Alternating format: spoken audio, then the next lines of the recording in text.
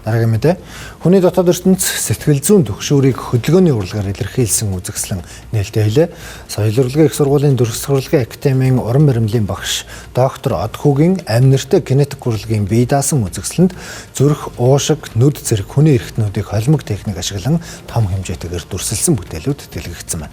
За эдгээр бүтээлүүд нь нүүдлийн соёлоос суурин иргэншилд шилжиж буй өнөө үед үүсэж буй хотчлт, замбраагүй төлөвлөлт, хүний буруутай үйл ажиллагаанаас шалтгаалсан сэтгэл зүйн түгшүүр, хүний бие мах бод дотоод ертөнцид хэрхэн нөлөөлж байгааг харуулахыг зорьсон байна.